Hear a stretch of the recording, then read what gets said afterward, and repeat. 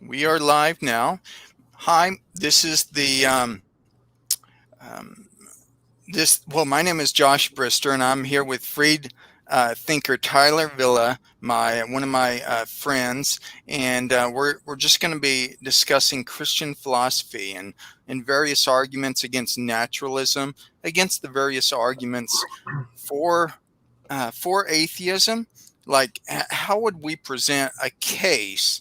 How would we articulate a response to the naturalist? And this is one of my such an educated and great, sophisticated Christian thinkers here, Tyler, and I appreciate you coming on. Tyler, could you possibly introduce yourself? Yeah. So I am the host of the Freed Thinker podcast, blog, YouTube channel. And really, what the Freed Thinker does is two things. It's kind of a labor of love for my different study interests. So on the one hand, I deal with apologetics, dealing primarily with atheism, naturalism, secularism, secular humanism, that type of thing, because that's my background. I wasn't raised a Christian. I was raised in a secular home. And so that's where I come from, and that's what I know. So I don't do really much apologetics with like Islam or the cults or anything like that. Just not my area of expertise. If people have questions about Jehovah's Witness, I know where to look for things, but I also know where to send them to other people who are much more studied than that. So that's not my area of specialization.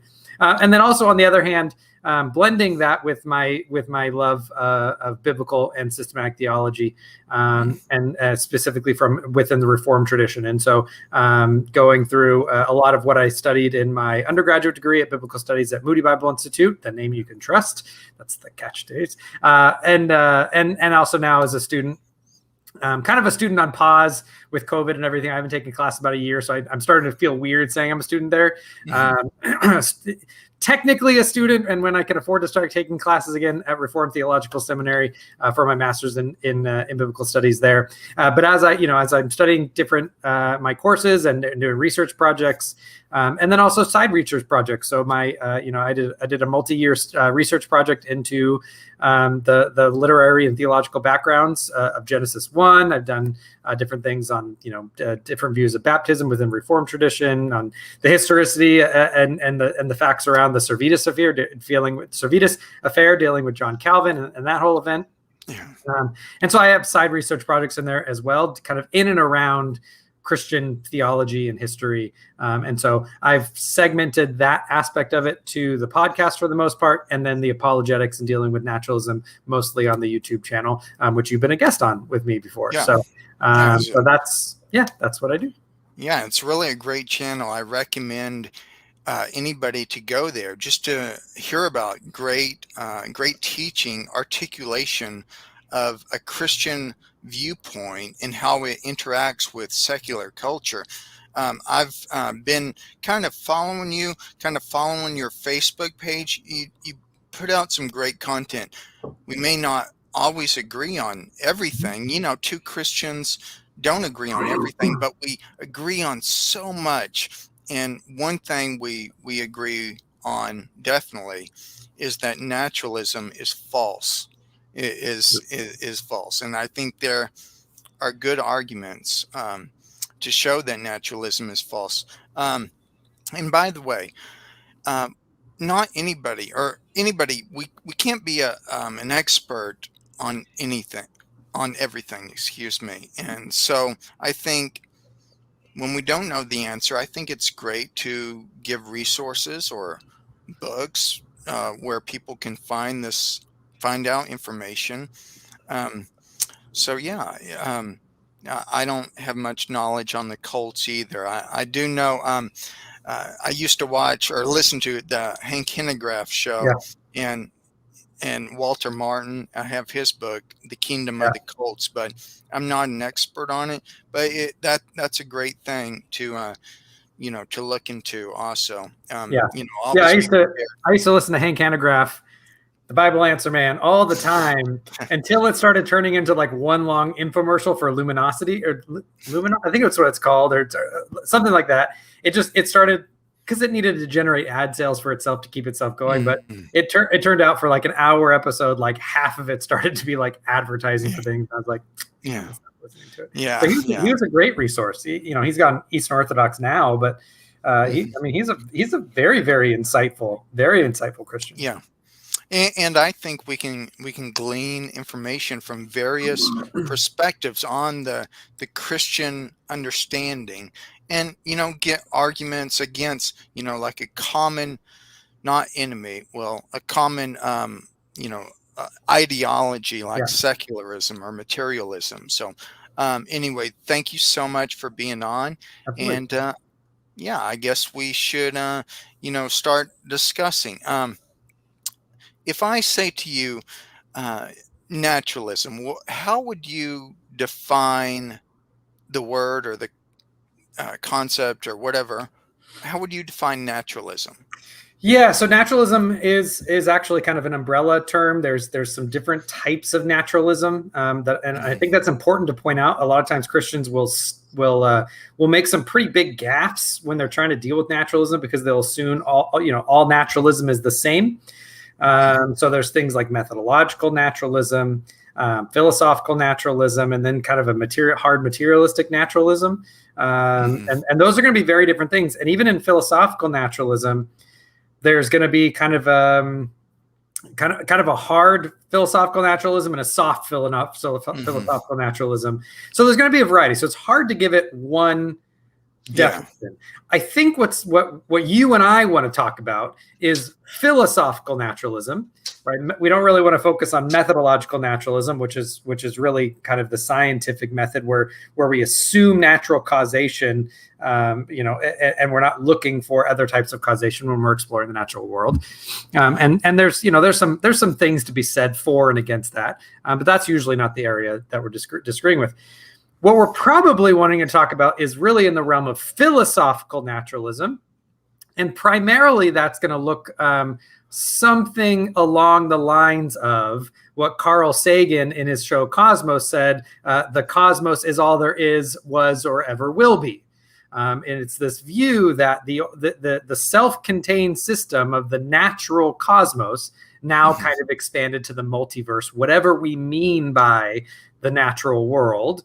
Whatever we mean by the cosmos, that's all that there is. There's nothing beyond there's nothing outside of the constraints of whatever we mean by the cosmos, whether that's our local universe or the multiverse or something along those lines. So it would eliminate God unless you conceive of God as some type of transcendent being to our local universe, but still bound within kind of the law and the system of the multiverse or something along those lines, right? So and so that would be philosophical naturalism, kind of more broadly in a metaphysical sense. And of course, you have with that, you also have eliminative materialism, and you have reductionist materialism.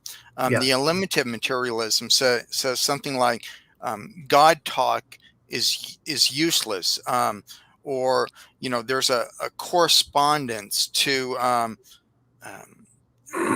words and natural chemicals in the brain, chemical processes. The reductionist materialism would say, well, all of our talk, all of the arts, all of the humanities can ultimately, and in the final analysis, be reduced, back to material processes or explained naturalistically. I think that's kind of what we're going towards. You're right. Yeah, and that's very good. So, and those types of materialism are kind of subsets of naturalism as a whole. Like, there's a whole bunch of different ways that someone could be a philosophical naturalist, right? So you could have someone that's like a hard scientific reductionist person, like a Matt Dillahunty and an Aaron Ra and a Richard Dawkins, right? You could have them kind of on the far, I guess. I guess depending on how you classify it, they could either be far left or far right, depending on how you want to kind of picture it. Yeah, yeah. There's That's probably another justifications discussion.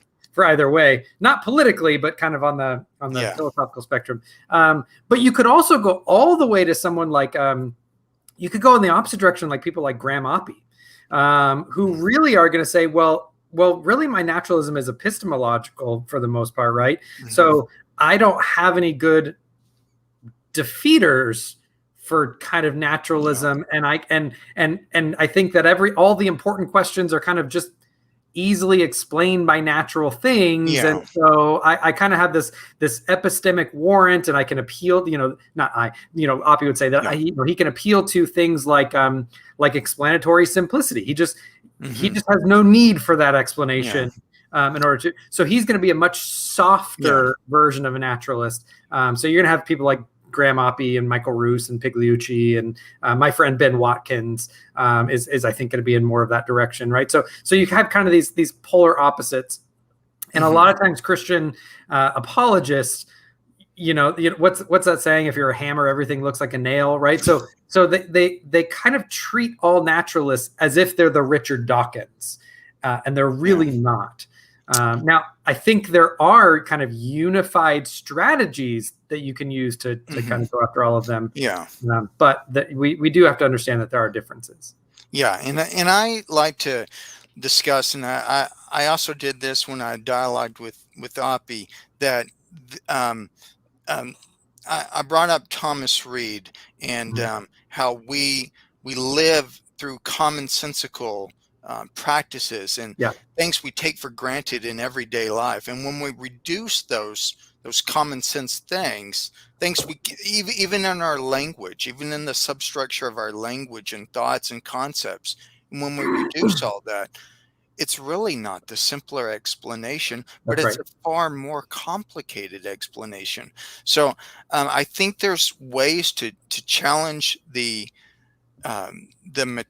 reduction, a person like Oppie or someone like that, who the materialist like that. But let's thank you for that exposition on what naturalism is. I do appreciate that. I think that's very good for our listeners to understand. Well, and I think it's important to caveat this also, is that not all naturalists are materialists. That's a really common mistake also that a lot of Christian apologists make. So someone like a Graham Oppy or Ben Watkins, he's not a materialist, right? So he's not going to say that the only things that exist are material things that extend in space and time. Yeah. Right. That's not going to be, on kind of that softer naturalism. Yeah. So we also need to realize that when we're dealing with naturalists, they're not all materialists, even though sometimes the ones who aren't materialists still will sometimes get really close to towing that line, innately, because there's some almost necessary entailments of being any type of naturalist that get really close to that. But we just have to remember that they don't all affirm naturalism or affirm materialism, I should say. Well, let me push back on that. Maybe it's an inconsistency not to affirm that, because I think in naturalism, or in a view that has only one alternative, or the final explanation is a natural one, a complete explanation, I think it will eventually devolve into that. So they're trying to spread out multiple explanations, but I think the only way we can do that is for theism. Theism sees natural processes in the world, and also intelligent or supernatural processes and explanations. So two different types of explanations. I think this is really pertinent when we discuss miracles. I think theism, when we deal with miracles, theism is on better epistemic grounds, because it doesn't have to be relegated to offer one type of explanation for various phenomena, but theists can also offer a supernaturalistic or an intelligent explanation, as the naturalist only has one explanation available to them. Yeah. explain the miracle naturalistically. Yeah. So, I mean, I'm trying to just do kind of a taxonomy of it without actually engaging how I would respond to, say, an Oppie as opposed to, Richard Dawkins or Yeah. Aaron Parnra or something like that. But so I would largely agree with you. The only thing that I would say is that I think that there are ways that the kind of the softer naturalist or the epistemological naturalist, there's a whole bunch of terms that you could Yeah. give for someone like an Oppie, right? Would you say that compatibilism is another description of the soft naturalism? I think probably they would be more. I mean, compatibilism is a theory of is a theory within philosophy of action having to do with the nature of the will, right? So the nature of the will in relationship to any type of deterministic factors. So I'm not sure that. I think probably a consistent, kind of soft naturalist would be a compatibilist, but I don't know if they have to be. I think there's a difference between theistic compatibilism, which is an open question in my book. But when the naturalist says he's a compatibilist, I say that reduces itself eventually to a determinist. Yeah. So this is where it gets really, really complicated. And, I want to try to steelman people like Oppie and stuff. So I think that where I would say that they're not materialists, they don't affirm materialism. Now we can discuss whether or not they should to be consistent or not. But I think what they're going to say is that there are these emergent properties that are not necessarily material. Mm-hmm. And these emergent properties and the kind of qualia associated with them are sufficient for things like reasons responsiveness and guidance control, right? If you're kind of familiar with that type of soft compatibilism and the features of that, right? So I think that they would say that that's sufficient for it, and so that they can get to a type of meaningful compatibilism. I think that if you're a Richard Dawkins and you're a materialist, if you're a scientismist, not just a scientist, scientismist. Yeah. I don't see how hard determinism, a type of deterministic incompatibilism, I don't see how that's avoidable on something like that. I think there's wiggle room. Yeah. I have other concerns for it, but I think there's wiggle room for someone like an Oppie, or so.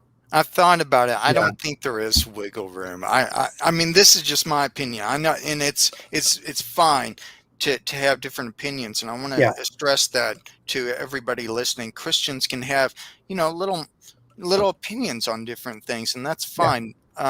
But it just, in my opinion, if they're going to say they're free because of an emergent property, I'm saying that's tantamount to magic almost.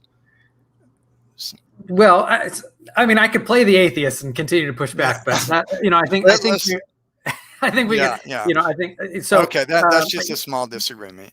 Yeah. So, and that's kind of ancillary to whether or not well, I guess it's not ancillary because, someone like a Braxton Hunter, or I think Frank Turek does these types of arguments too. So someone who wants to give an argument from specifically libertarian free will, or even an argument from any type of substantive free will, like a compatibilist, and they want to use that as argument for the existence of God, that actually would be relevant, right? Maybe that would be a meaningful argument against. But it's only relevant if theism is true. Well, because the compatibilist is the best explanation, right? They might want to say, well, it's, libertarian freedom or any type of substantive freedom is an abductive argument for the existence of God, right? They might want to be able to give that too. That might be beneficial to someone who's like a Graham Oppie or something. Whereas that would be a hard sell to someone who's a hard, determinist, because they're going to say, well, we don't grant the premise anyways, right? We don't. Yeah, I don't know if we can prove we have libertarian freedom, or if we're if compatibilism is true, but I think we can prove that there is no freedom if naturalism is true. Yeah. So I believe definitely if what passes for naturalism let's be honest. The percentage of atheists that are like Graham Oppie and Michael Ruse and Pigliucci, right? The percentage of the atheists that you're going to come across online or on YouTube or in your neighborhood or at work or whatever is going to be far, far, far closer to the Richard Dawkins and the Mm-hmm. Sam Harrises and the Chris Yeah. Hitchens and the Aaron Ross, right? They're going to be far closer to that by Mm-hmm. and large than they are going to be to the Graham Oppies, right? So even if I don't think I'm not entirely convinced that that's going to be a slam dunk for kind of naturalism, qua naturalism, every type of naturalism. Yeah. Look, it's going to be effective for probably 90% of it. So, Mm-hmm. it's still Yeah. have a pretty strong Yeah. tactic to use. Well, Yeah. do you ever use that argument, or do you ever say, do you ever use that kind of argument, like intentionality or goal Yeah. directedness or free will, as a defeater for the naturalist? Do you ever Yeah. use that? I think intentionality is. Okay. Again, I'm not sure it quite works with someone like Oppie because they might be able to do something with emergent properties in a meaningful way, whereas I think someone like a Dawkins couldn't. But for most of the time, yeah, I think an argument from intentionality. I mean, I'm a presuppositionalist, right? So I think that intentionality is a necessary precondition for rationality. You can't have rationality if you don't have aboutness within kind of within the propositional structures of your mind, right? So I think that that is an argument, and really I think some of these arguments, And that may be correct. As far as I know, I mean, for something to have intelligence or goal directedness, it must have the ability to not or to do something. It must know it's doing it. yeah, and I think that you mentioned this before, is that do I ever use it for a defeater? I think that's a very good question, because sometimes I think we get stuck in this idea of every argument has to be an argument for God somehow. It has to be a direct link to it. And that's just not the case, right? So it may be the case that depending on what type of naturalist I'm arguing to, I have certain arrows in my quiver that are just meant as defeaters for that view, Yeah. right? So if that view is false, right, and if that's a major contender against theism, right, it may be the case that providing a defeater for that view can warrant kind of indirectly to my belief that theism is true, because the major contenders that we have for it are plausibly false. Yeah, I don't think it's a great contender, but I think that there's why I'm to the belief that why should we think that a person can't know God, apart from all these arguments? Yeah. Yeah, so you're not warranted until you can give arguments for the existence of God. No, I think, Alvin Plantinga and people like Thomas Reed are right. I think we have a natural disposition to know God. And I think until we get a defeater, then we're completely rational in our epistemic rights to know God. And now, what do you think about that argument, that properly basicality of belief in God? Yeah, I'm not. So it probably depends on the day that you catch me, to be honest. Some days I'm like, I mean, I get it. I get the argument. But other days, I think that it might be internally warranting, but I'm not sure that it really does that much apologetically. And so I think that what we can do is actually make you can make an abductive argument from the same premise, right? So I think he's on the right track. It's just a lot of times I think incomplete. And what I can say is, right, I just find arguments from intuition, for example, not very strong. That I need some type of, to make it a strong argument, kind of a proactive argument, a positive argument, I need some type of ability to express why I'm warranted, and what's the line from I have the intuitive belief that this is true to that means this is plausibly true. Like there's a dotted line that has to be connected, I think, to that to make it a good argument. And so I think that something like, I give various transcendental arguments. There's not, I try to point out there isn't just one transcendental argument. Right. So I try to give different arguments where it's not just the fact that I have this intuition, right? It's the fact that we have this intuition, and the intuitions being true are more plausible, or depending on the argument, are more plausible or add more explanatory value, or are depending on what they are it being true is a necessary condition, right? I have the intuition that I'm capable of rational thought, right? That's an intuitive view, right? That I'm capable of having rational thought seems to be a necessary condition for us to have rational engagement, right? Well, Otherwise, we wouldn't have it, right? So I think that's what I mean by a natural inclination to know truth. I think that's where Thomas Reid differs from people like Alvin Plantinga that are trying to show this properly basic belief, or William Alston. I just read his book, or some of it. I think, for us to know anything, we must be in tuned as persons created in the image of God to know the truth. Yeah. So there must be like an analogy or a correspondence there, some way for us to know truth, or we're left in complete skepticism. Now, is that something you would buy onto? Yeah, I mean, that's a very Van Tillian way to look at things.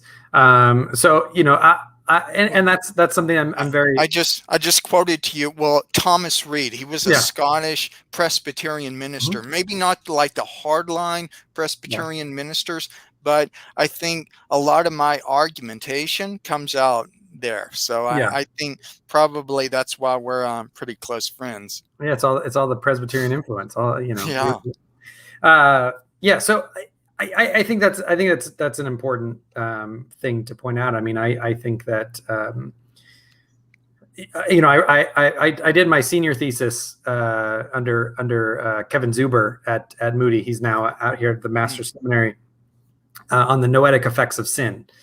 And I think that one of what happened at the fall is that sin broke what Martin Buber used to call the I-thou distinction, right? Something like we would call the creature-creator distinction, but more, rather than a distinction, it was a connection, right? So that prior to the fall, our noetic structure would have done everything with reference to God, right? So we would have understood I'm doing this as a creature. So the first thing I need to know is that I'm a creature. Well, what does that mean? I'm created, right? So what actually broke was this I-thou distinction. And so the noetic effect started to do just focus on I, right? It started towards the autonomy of the self without reference to the creator. And when it comes to rationality, well, if God is the foundation, I think God is the necessary precondition for rationality. If God is the necessary precondition for things like the laws of logic, for example, then for me to even reason, God is the necessary condition for that, because for me to reason, it has to have the laws of logic. God is necessary for the laws of logic, right? You can follow the hypothetical. Absolutely. I mean, those things are unwarranted. Thomas Reid, that with his Presbyterian influence, he argues in that vein, but by way of the dictates of common sense, how we live and function as if those are true, and they all find their meaning and source in God. So I think we have different approaches, but agree on a lot. Yeah. Well, and I think, this is where, just for practicality, right? So if I'm going to give practical tips to Christian apologists, well, first of all, not every Christian apologist should do this, right? So if follow your gifting, follow your study. The purpose of this is to share Jesus Christ, right? We want the gospel to advance, right? If you're talking to your neighbor who's asking about the morality of the Bible, you shouldn't be like, well, let's talk about transcendental, right? Just gonna land like a ton of bricks, right? So, but if you're in these discussions, right, with bring people, up Kant, right? Kant. So tactically, when dealing with someone like a Graham Oppie, I think what's important to remember, because they're going to want to say that they're warranted their naturalism because they have a total explanation, right? So they're going to say our view is simpler, right? I don't need to appeal to God because I can explain anything within our natural experience. In one sense, they're right? And a lot of people need to realize this. At one level, that's right? If you can basically ignore grounding questions, their view might be simpler. But you pointed out correctly that when you start asking the broader questions, the grounding questions, the metaphysical questions, right, the transcendental questions, where they just want to say, well, I don't want to answer that, right? We don't need to answer that. These are just irreducibly normative, right, or something along those lines. You can't just sit there and be like, oh, well, since you said it's irresistibly normative, then I can stop asking the transcendental question, right? You don't want to answer it, whatever. The point that I would bring up is, well, at a very basic kind of story level, your solution might be the easiest. I don't need to appeal to God, for example, to explain why I made a cup of coffee, right? If I want to answer it simply at the very basic level. Now, if I want to start asking grounding questions, why is it true? Why is there truth? How can we infer rationality? Why is there consistency of nature, right? We want to start asking those bigger questions. Then God comes roaring into the picture. And from what I can see, our view is much simpler because we have God as a single explanation that explains everything. It answers all of the questions. So there's a single answer with high explanatory scope, high explanatory value, low degree of simplicity, zero ad hocness, right? I'm not altering the explanation for each one of these questions. Whereas the naturalist, if they're even willing to try to answer those questions, which a lot of times they aren't, now is going to need to come up with kind of an explanation for all of these different features, and there are dozens of them. I just listed off like 3 or 4 of them. There are dozens of these questions, right? Often they're going to come up with multiple explanations. They're going to be very ad hoc. They're going to have low value. And because they're going to be different for each of the questions, each answer is going to have very low scope. So the quality of their explanations just plummets the instant you get to these. Whereas theism, specifically Christian theism, is a very elegant, very simple, very, very high value, high scope, singular explanation. And so, so tactically, I think we just don't allow Oppie and others to say, well, this is our ceiling of questions that we're willing to answer, and we don't go beyond.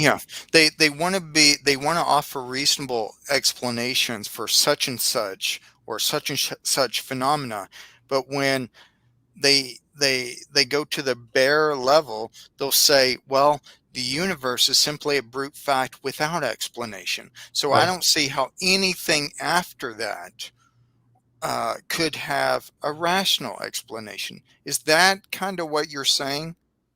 Yeah, because they want to limit the scope of what they have to address. Okay. Right. So it's like the person, their metaphysical foundation is, well, it just is, or it's a brute fact. It lacks that rationality, that intelligibility that theism provides. Right. Which just really is their metaphysic is to not do metaphysics. At the end of the day, right? So at the end of the day, it's, well, we don't want to answer those questions. And so it's just a brute fact. Or we don't want to answer questions about why the certain, right, why it's irreducibly normative to not torture babies for fun and profit. Why is that irreducibly normative? When they're, well, it's just a brute fact. It's just irreducible. You can't go beyond that. Okay. But it's not a necessary fact, right? You can't explain it by the necessity of its own being, right?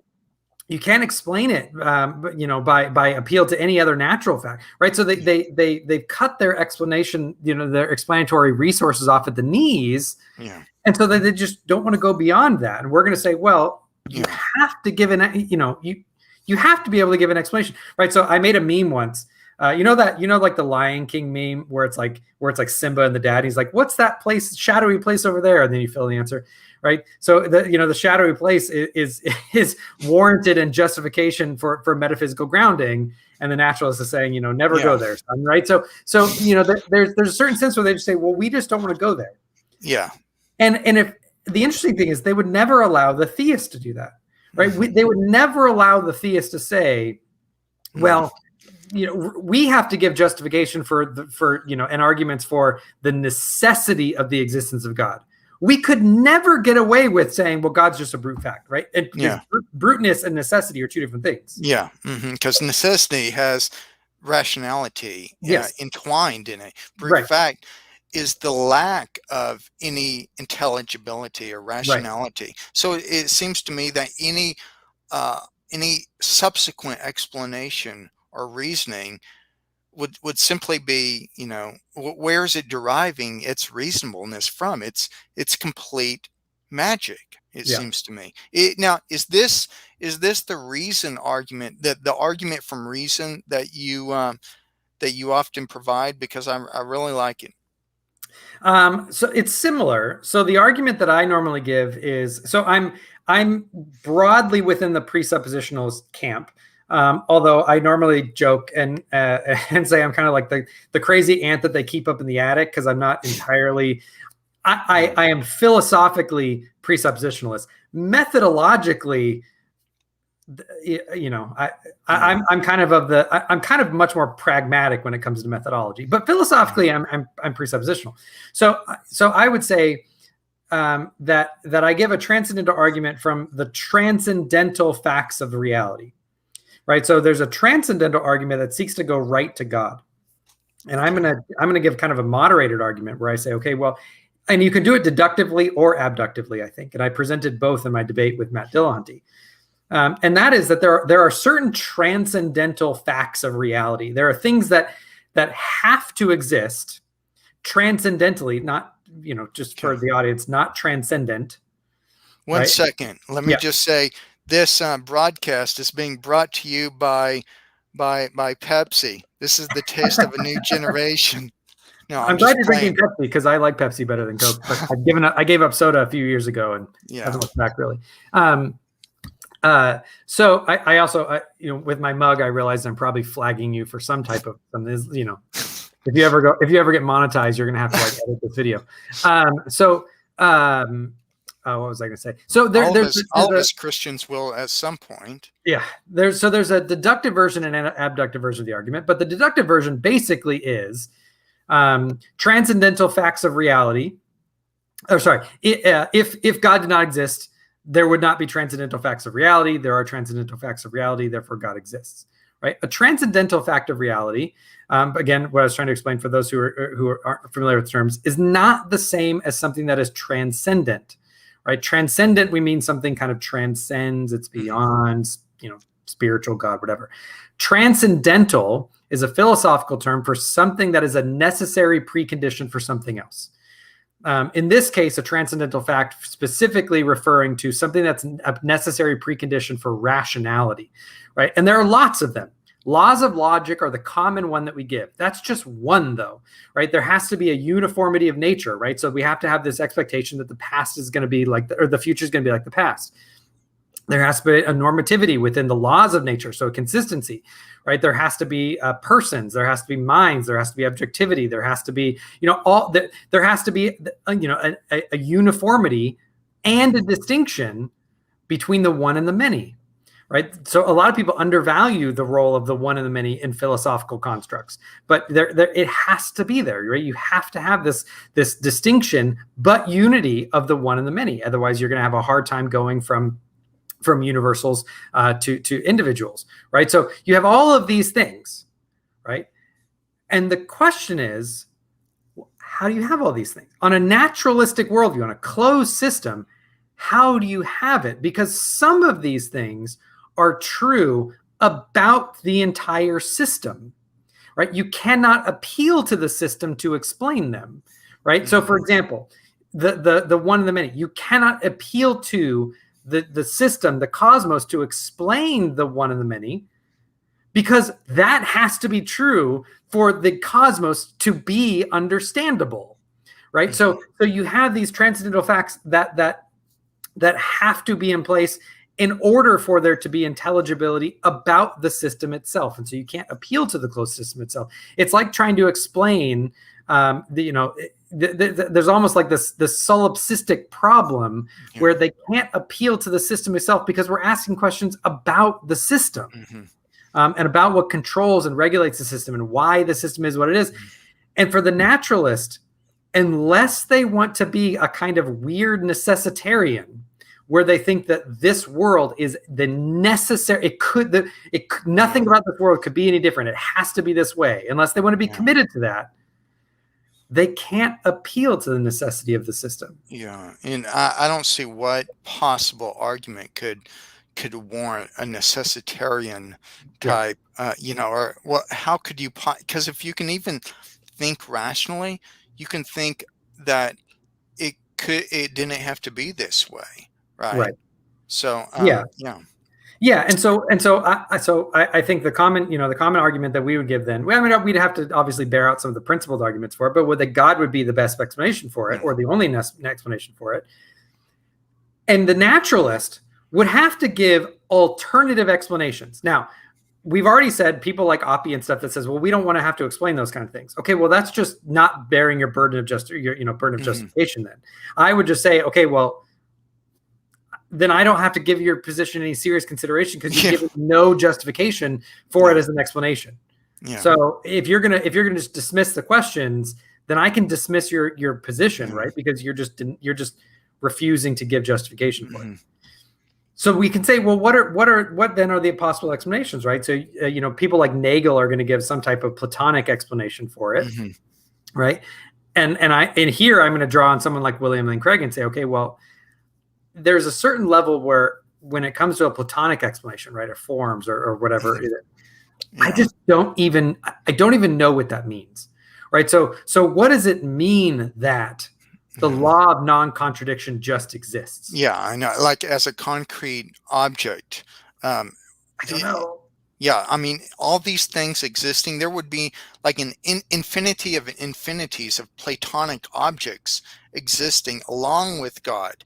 I think Augustine said, all these things reside in the mind of God. Now, is that Right. something how you would argue? Because I like to argue that way too, that Yeah. Augustine, okay.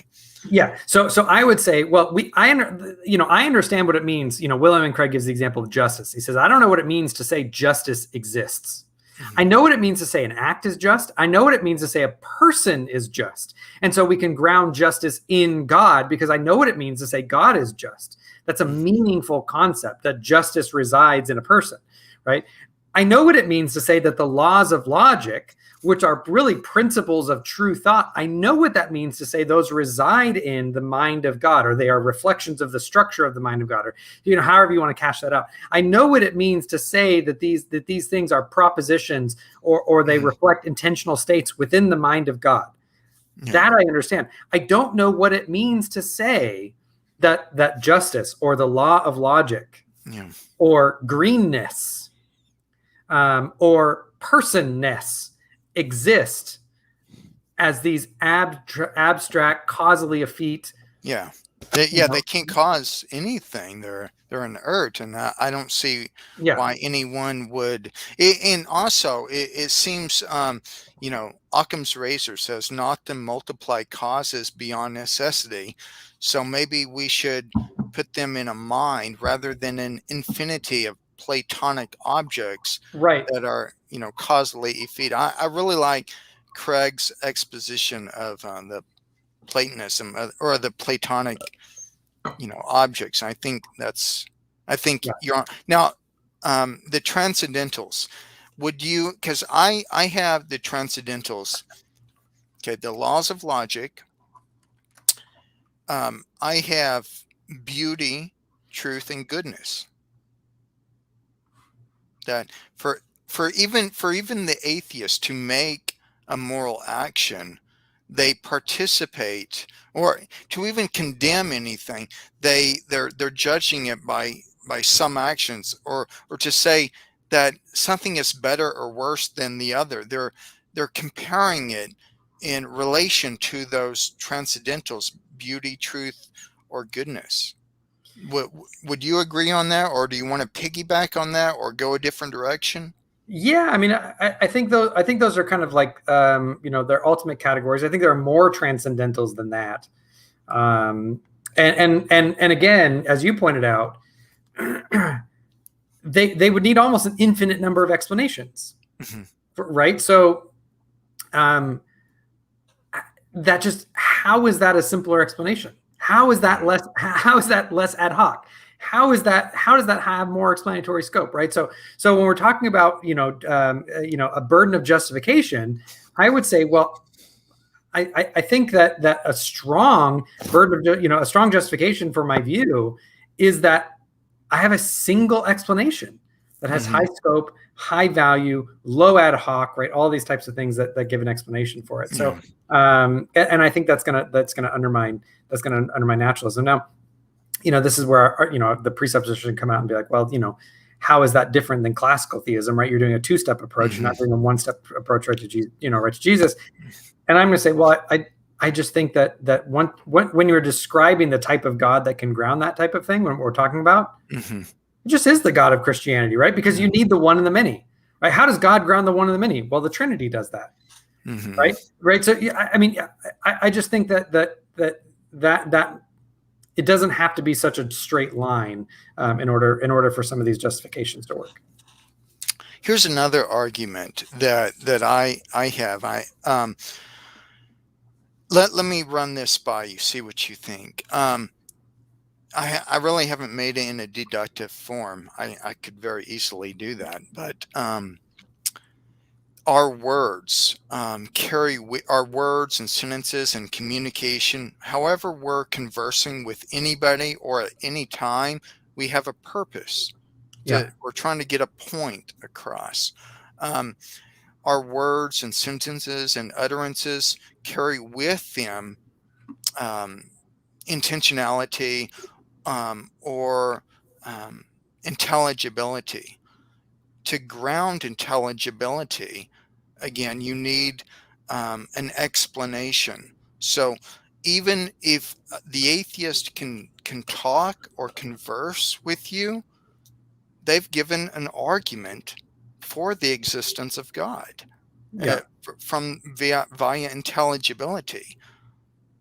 Yeah, I mean, so intelligibility, intentionality, right? Those are things that I think that naturalism really can't ground. I think some of them try, but I think that it struggles. I think they have a really hard time doing it. And that the instant you start to reason, right? This is Van Til's thing. The instant the atheist tries to start reasoning, right, Mhm. and they're trying to use their reason to get rid of God, right? They have to sit on God's lap to slap God in the face, right? They Yeah, need God in order to try to deny God, right? It's the ultimate taxi cab fallacy, yeah, right? So I think Van Til, I can't remember if it was Van Til or Bonson, basically said they need God as the ladder to get up the roof, and then they pretend that they like just were on the yeah, roof without the help of God, anyways, right? So yeah. so I think those are important things to hash out, Hmm. but I want to come back, and I'm very aware that this is very abstract sounding, and it's very we're dealing in kind of deep philosophical reasons and Yeah, argumentation and all that kind of stuff. And again, I want to come back to um, uh, when we're talking about equipping Christians to have these conversations. yeah, These are important things to think about if you have people in your world that are thinking about these things. If you have people interested in these topics that are reading and talking about these things and having these discussions, and they're wanting to talk about kind of on a worldview level why they believe certain things. But at the same time, the purpose should always be to share Jesus Christ and Him crucified, yeah, to share the gospel, because yeah, we're here to do kingdom work, yeah. not to win Yeah, debate. I mean, what's the use of apologetics? And I try to point this out, and I've had to learn too. What's the use of apologetics or philosophy if we're not doing it for the kingdom of God, to articulate a Christian message to an ever-growing secular culture. So I think it's the culture, Christians who have not done this. That's why we have today kind of a woke culture, or a culture that thinks that moral relativism or subjectivism is a good thing. So I think we Christians need to, even if we don't always have all the answers, we need to communicate why, to the best of our ability, why Christianity is true, and that it is true, and that when you sin, and we shouldn't minimize sin. We should tell our culture that certain things are right and wrong. So I think expressing the Christian message will stop a lot of this political correctness, a lot of this wokeness. What do you think about that as Christianity, as a practical way to, have some normativity in Western culture again, instead Yeah. of the political correctness? I think what we need more than ever is the gospel of Jesus Christ.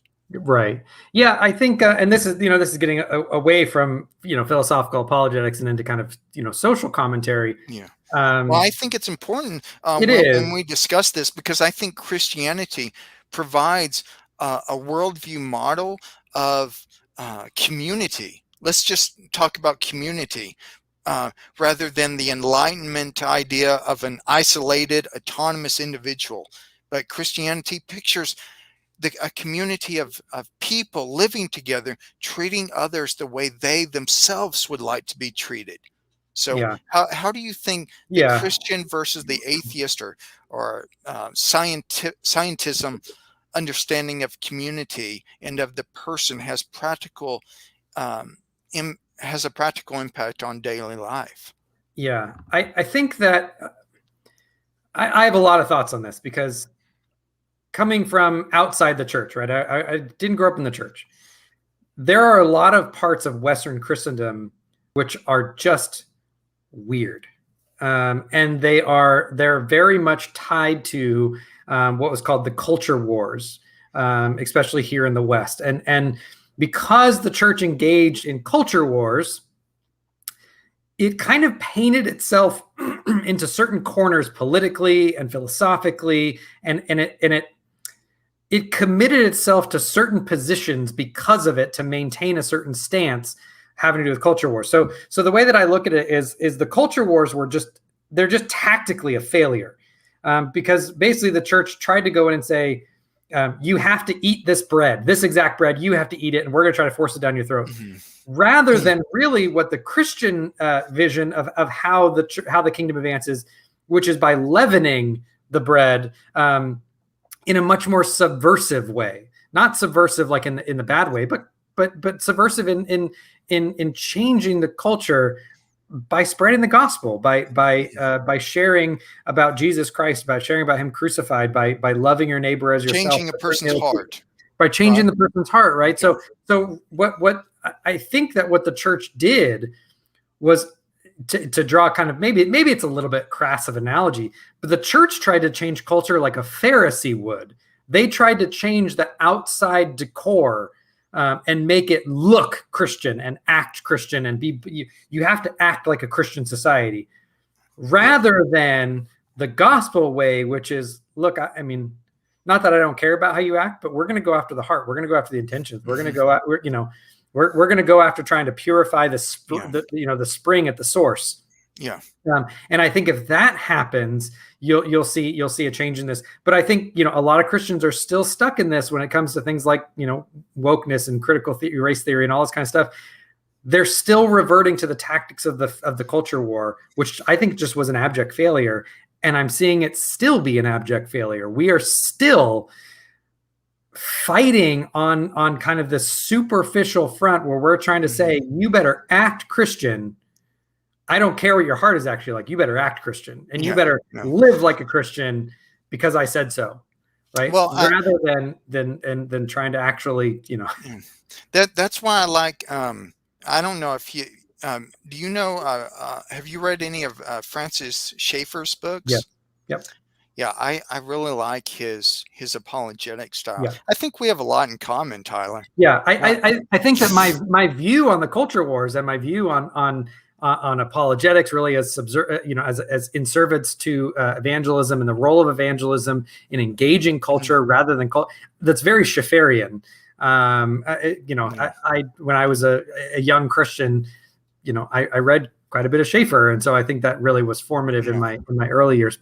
Um, but I think that's it's an important question when we talk about how to do the social engagement mhm. as Christians.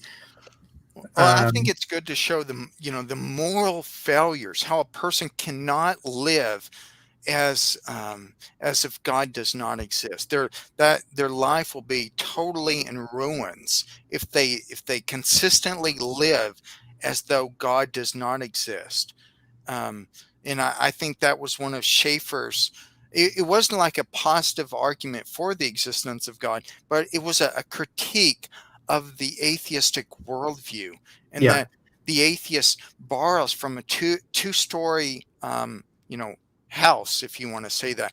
He right. live that the atheist lives in the finite um, world of the bottom story, but to find meaning, purpose, and value in his life, he reaches up to the second story, reaches into that Christian worldview, and brings it down to the first story, and that's completely inconsistent. Um, Yeah. so yeah, Well, and I think that that what happens, I'm about to make every atheist like throw the computer out the window. I think what happens is not too far off from what happened at the fall, right? So they reach up to the second story to bring meaning and everything down, but when they do that, they twist it to get it kind of like down into the first floor, right? So rather than God being the ultimate purpose, right? I now become the arbiter. I now become the ultimate purpose, right? Even if it's not that all atheists are entirely self-absorbed and think the world revolves yeah, around them, but they're going to want to say that really, my world, my view of ethics, right? mhm, Even if we like their view of ethics, right? I'm really happy that a lot of atheists are against murder and yeah, are for pluralistic ideals and are for humanistic ideals and kind of, I yeah, mean, you could be a Christian humanist, right? So there's nothing wrong with looking after the flourishing of humanity. God loves the world, mhm, right? So it's yeah, just that cannot be the ultimate standard. If you do yeah, that, all you've done is essentially what Eve did when really all Eve did in the garden was replace God as the ultimate standard and say, I'm the ultimate standard. You still have a religious system where there is yeah, an ultimate arbiter of truth and meaning and value. It's just you're changing the locus of where it's at to the mm, self or to the person or to the yeah, humanity. Um, yeah, yeah, and they do that. This is that's what secular humanism is. It's move over, God, you're in our seat. And so it's and this is why to not make too much of a biblical theological tracing of a theme. This is why the first commandment is the first commandment. You should have no other gods before me. Right. mm, That includes making ourselves the ultimate authority. yeah. Now I have this thought that just came in my head. I want to know what you think of it. And we've been about an hour, and I don't want to keep you too much longer. And by the way, SJ said she wants you on her show. So I don't know if she wanted me too or just you, but so SJ is a good friend of mine. Maybe we can all do a show together. Yeah. Yeah. Reach out. You can contact me and set up a Okay, recording. Yeah. okay. Here's my thought. The same line you were going through, that pridefulness of that prideful heart. Um, I think atheism ultimately leads to a functional polytheism in that they follow, yeah, certain gods, that you idealize certain things. For example, a person without God, and if they're being consistent, will either idolize money, sex, or power, and these are all held together by this trinity of money, sex, and power is all held together by the doctrine of radical individualism. So that's what do you think about that? Yeah. Yes. I think that I would add money, sex, power, autonomy. Because I think that sometimes even, there's a way that you can say, okay, well, my desire is just for, I guess maybe it's a subset of power, but it's just this idea of I can be the one that's in control of the driver's seat, right? So, and I should, we should clarify, right? When we say atheists are doing this, we don't mean that atheists are somehow unique in doing this, right? It's not that this is like particularly an atheistic thing to do, right? If we're being honest, this is just what sin is, right? So every time I sin, I am saying, excuse me, God, you're in my seat, because I'm saying I should be the arbiter. I should be the one control. I put a high hand to God. It's, I can do what I want. Thank you very much. And I'm, Okay. So you're being prideful every time you sin. Is that correct, Tyler? Yeah. So I think there is a certain sense. I think there is a certain sense where I can't remember the Catholic theologian who basically said, pride is the cardinal sin. Pride, every other sin, pride comes before the fall. Every other sin starts with pride, because every sin starts with the idea of God has said, but I'm going to decide. I'm going to be the one that judge. I'm going to think that it's okay for me to do this. I'm going to, right. So there's this attempted autonomy that always goes before every single sin. And so when we say atheism just is the reason why we can say it confidently about atheism is because atheism just is the position that we are autonomous, right? So when I sin, I don't hold the philosophical position that I'm autonomous. I intellectually repudiate that, but I in practice do it, right? Atheism is just the one that says, well, it's in practice and it's our position. We just take the position of autonomy. And Paul, the Apostle Paul, talks about this in Romans. He can't do what he wants to do, and I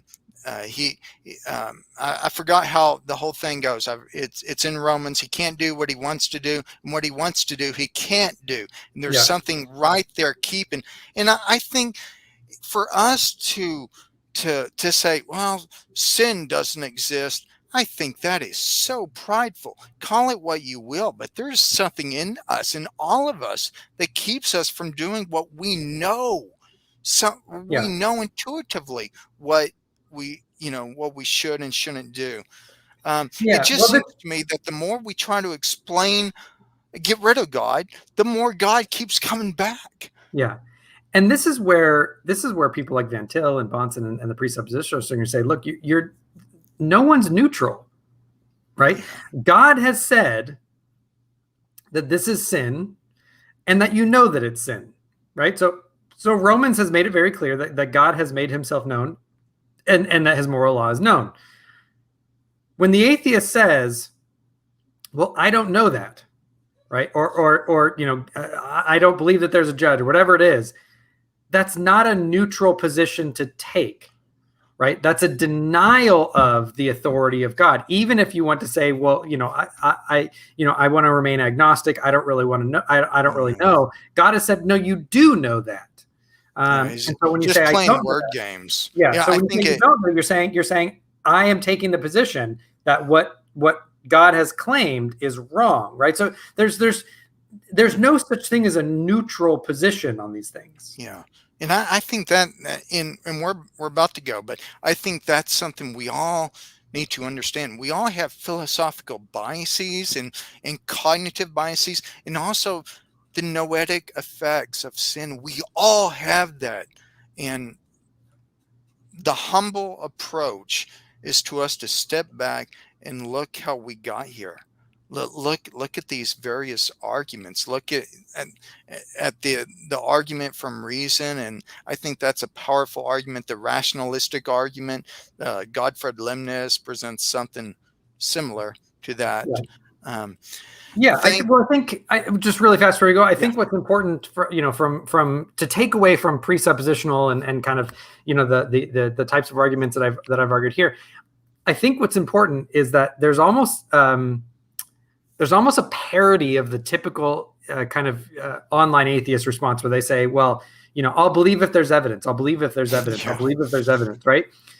We can come back and say, okay, well, I'll believe when there's justification, right? So That's a good line, Tyler. and we can look at the person who says, well, I'll believe when there's evidence, and we can say, well, what's your justification for that? Right? So Yeah. so there, there's a sense where I'll believe when there's evidence, which I've given tons of arguments. I know you have. I know lots of other people have to show. Well, the way they define evidence actually makes their view very unfalsifiable. But it's not a very robust way to do an epistemology. Whereas we can look and say, okay, we'll believe when there's justification, and Christian theism can give that justification. Yeah. Have you given that justification? If you're, Richard Dawkins, you refuse to because you're assigned, you give entirely inconsistent ones. If you're a Graham Oppie, you basically say, I don't want to give those justifications. And so here we are as a theist saying, okay, well, I have justifications. I've given my justifications. We can explore justifications. You don't have any justifications. That in and of itself, right? If we're talking about what's the most plausible position, it's the one that has given the best justification for it, right? So that in and of itself, the kind of the lay of the land, gives justification above and beyond any of the arguments for Christian theism. So thank you very much, Tyler. I appreciate it. I appreciate you coming on. I appreciate you defending the faith, speaking boldly, being a Christian representative, speaking boldly to this ever-growing secular facade that a lot of people get confused by. We need to speak gospel truth to this secular facade, this secular camouflage. Thank you so much. And I hope to have you on again, and maybe we can be on SJ's stream. She's a real good friend of mine. I don't think she excluded me from the group, but anyway, thank you very much. Thank you for everybody watching, and God bless y'all. Thank you. Bye-bye. Okay, let me think it ended.